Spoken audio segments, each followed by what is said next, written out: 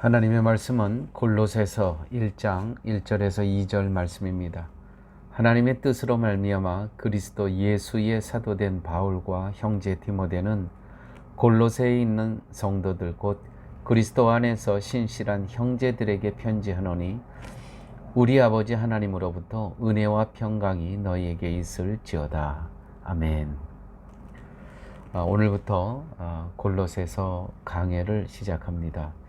아마 한 25강 정도 진행될 것 같은데, 이 골로새서 강해를 통해서 신앙의 본질, 그리스도 안에서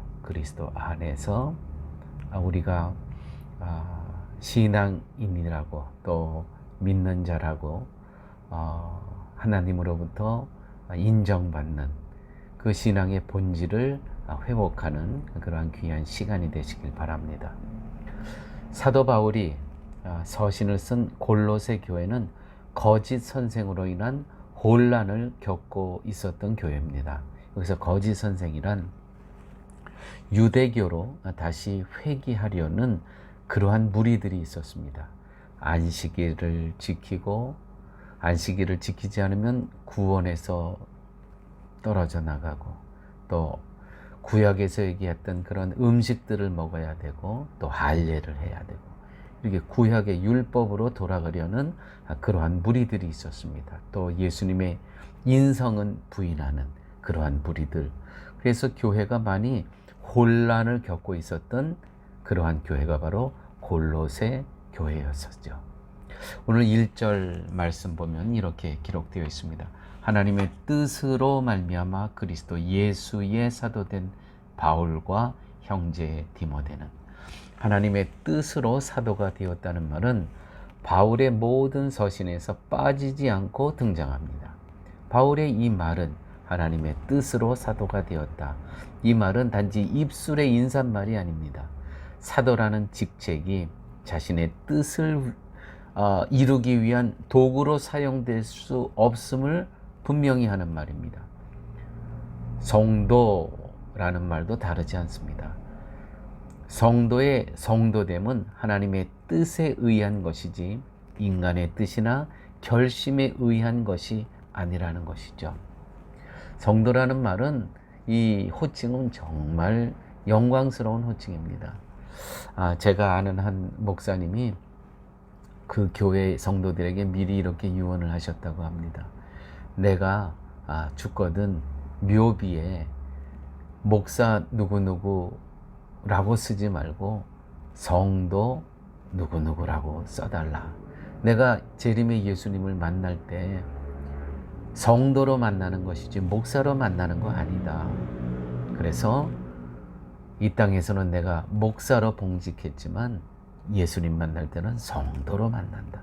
저는 이 말씀이 굉장히 저에게도, 제가 앞으로 이제 주님 만날 때 성도로 만나는 것이지 목사로 만나는 것은 아니다 라고 늘 저도 동일한 생각을 합니다.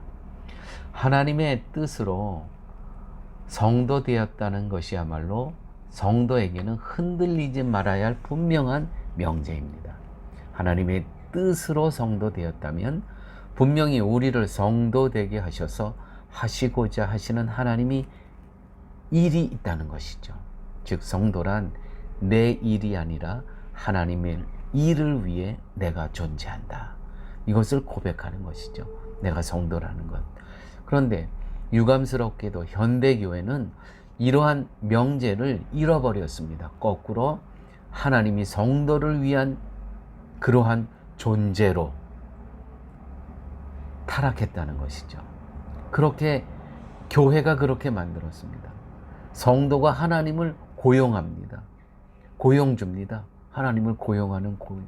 이거 해주세요. 이거 해주세요. 아닙니다. 우리는 하나님께서 우리를 성도 삼아 주셨다는 것이죠. 성도란 내 일이 아니라 하나님의 일을 위해 우리가 이 땅에 존재한다는 것. 2절 말씀 이렇게 기록되어 있습니다. 골로새에 있는 성도들 곧 그리스도 안에서 신실한 형제들에게 편지하노니. 당시 골로새 교회는 진리에 굳게 서서 흔들림이 없이 복음을 위해 사는 그러한 교회가 아니었고요. 거짓 선생들에 의해서 혼란스러워진 그러한 형편에 처한 교회였습니다. 다시 말해서 신실과는 거리가 먼 교회였다는 것이죠. 우리가 생각하는 신실함이란 진리의 말씀만 붙들고 사는 그러한 모습의 교회 아니겠습니까? 그런 점에서 본다면 골로새 교회는 바울이 신실한 형제라고 말할 수 있는 수준에 전혀 도달하지 못한 그러한 교회였습니다. 오히려 믿음이 없다고 책망을 받아야 하고 잘못된 교훈도 분별하지 못하고 미혹을 받는 그런 교회였습니다. 책망받는 것이 옳은 그런 교회였습니다. 여기서 우리의 관심은 과연 바울은 무엇을 기준으로 해서 골로새 교인을 신실한 형제로 여겼느냐는 것입니다. 이것을 알게 하는 중요한 말은 오늘 본문에 이렇게 기록되어 있죠. 골로새에 있는 성도들 곧 그리스도 안에서 신실한 형제들에게 편지하노니. 그리스도 안에서, 성도가 그리스도 안에 있다는 것은 예수께서 십자가에 흘린 그 피가 내게는 의가 되고 생명에 있게 하는 공로가 된다는 것을 믿는 것입니다. 이 믿음이 있는 자가 성도이고 신실한 자라는 것입니다. 되게 신실하다고 하면 그의 말이나 행동을 보고 판단하려고 합니다. 아닙니다. 여기서 그 행동이란, 당시의 그 행위란 안식일을 지키고 할례를 하고 무슨 구약의 음식을 먹어야만 성도고 율법을 지켜야지, 그것이 판단의 기준이 아니라는 것이죠. 신실함의 판단의 기준은 그리스도 안에서, 그리스도 안에 있느냐 밖에 있느냐.